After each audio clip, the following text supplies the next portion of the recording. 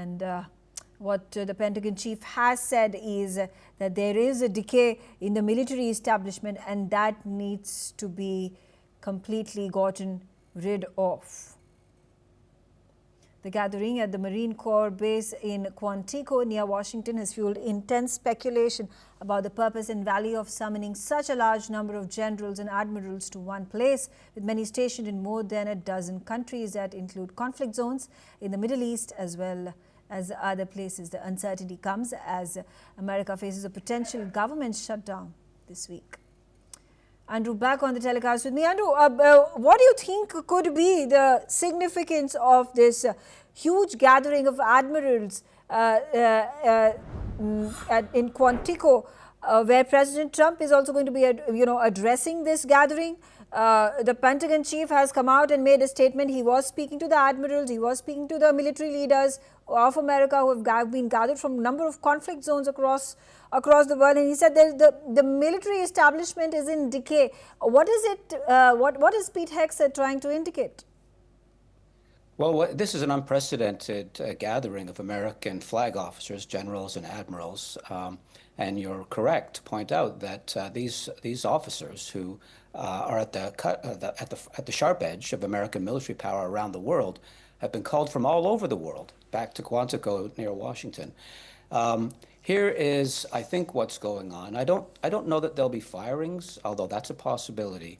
But both Secretary Hegseth and President Trump are of the opinion that there's something rotten in the American military, that it's become too woke, to use what I think is an Americanism, too politically correct, to use a slightly old-fashioned term, too inclined to pander to various constituencies in the U.S. that favor LGBTQ plus rights, for example, and that this is undermining the warrior ethos and the warrior spirit of the American armed forces.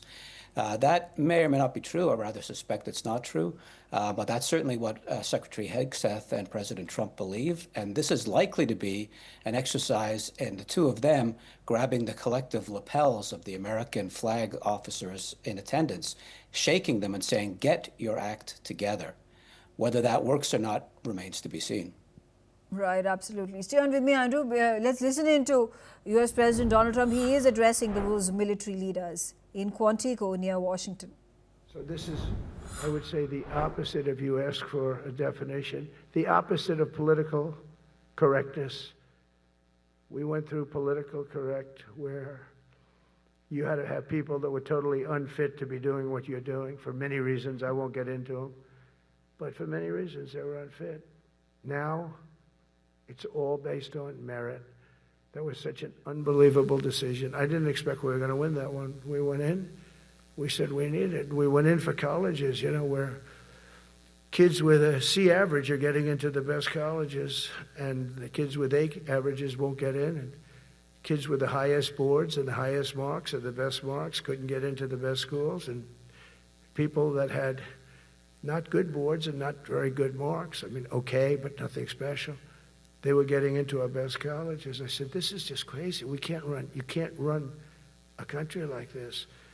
And it was lingering for years, and it got to the Supreme Court, and we won that decision. Merit, everything's based on merit.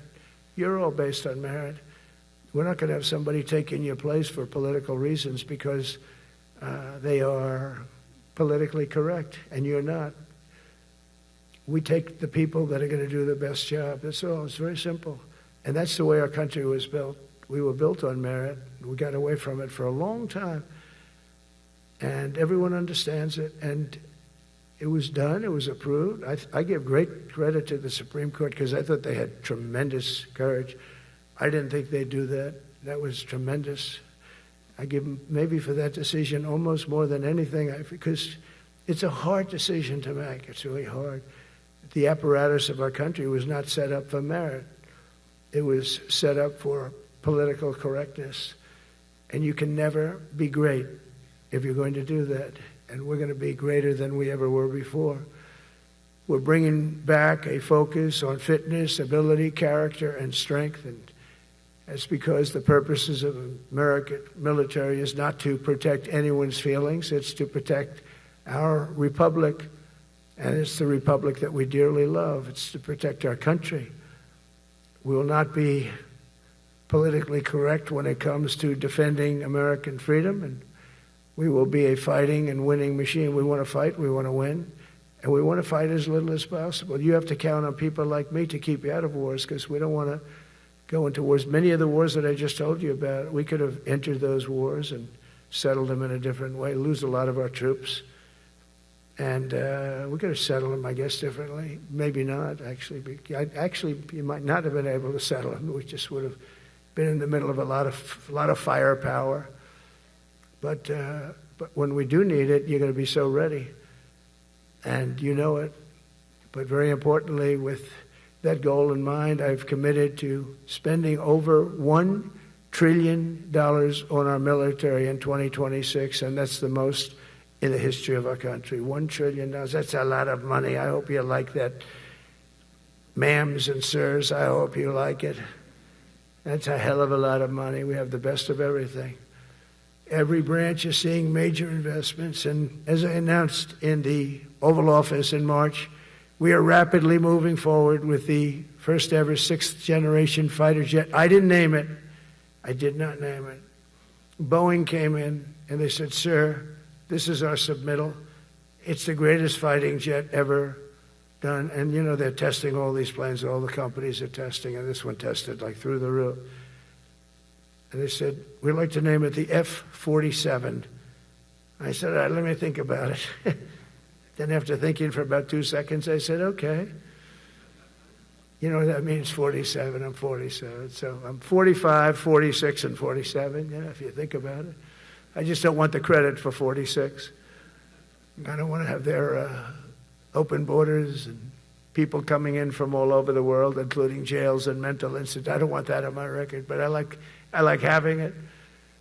We're investing tens of billions of dollars in modernizing our nuclear deterrence capabilities like never before.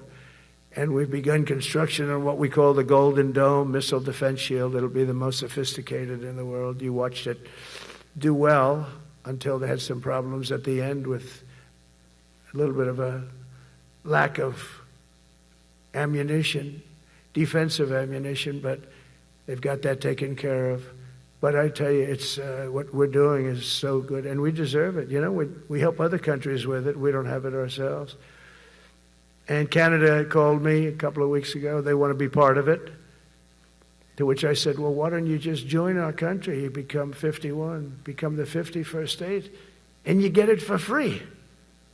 So I don't know if that made a big impact, but it does make a lot of sense. It actually makes, because they're having a hard time up there in Canada now, because as you know, with tariffs, everyone's coming into our country. We have more investment than we've ever had before, $17 trillion coming in. As an example, in 4 years, Biden didn't have $1 trillion. We have $17 trillion more than that in 8 months coming in. And they're coming in from Canada, Mexico, from Europe, from all over. AI, auto plants. Everybody's coming back to the United States. Under my budget, we will be expanding the U.S. Navy by at least 19 ships next year, including submarines, destroyers, assault ships, and more. And it's going to be much more than that as we go along, because we basically don't build ships anymore. We do build submarines, but we don't build ships. Do you know in the Second World War, they were freighters and different types, but we were doing a ship a day, and now we don't do ships. And I'm not a fan of some of the ships you do. I'm a very aesthetic person, and I don't like some of the ships you're doing aesthetically. They say, "Oh, it's stealth." I said, "That's not stealth. An ugly ship is not necessary in order to say you're stealth." By the way, the B-2 bombers were incredible. That is stealth. They went into that. I was with General Kane and Pete were in we call it the war room, but we're watching them go in, and they were totally untouched. They were not seen. They were literally not seen. They dropped their bombs. They hit every single one of them, hit its target. It was total obliteration. CNN, when we came back, fake news CNN, oh, their camera just went off. You know, their camera, every time I mention they turn the camera off because it's never good. They say, "This is a problem." But I don't blame them. You're better off keeping it off. But they have some scammer reporter who started saying, without any knowledge, that he may not have hit the targets as well as they thought. It may not have been obliteration. He did hit the targets, and I got to give us a little credit, right? It was obliteration, it turned out. The Atomic Energy Commission said it was obliteration. They had, not only did they hit the target, they had these chutes. And think of this here. Way up in the sky, there was no moon. It was dead dark. You couldn't see a thing. You couldn't see them. But they had, I guess, a beam going right into these chutes. Every single one of those bombs went right down those chutes into a granite mountain. I think it's the last time they're going to build air chutes. They had these air chutes that were nice, beautiful. They were meant for us. But it was total obliteration. And now they give us credit for that.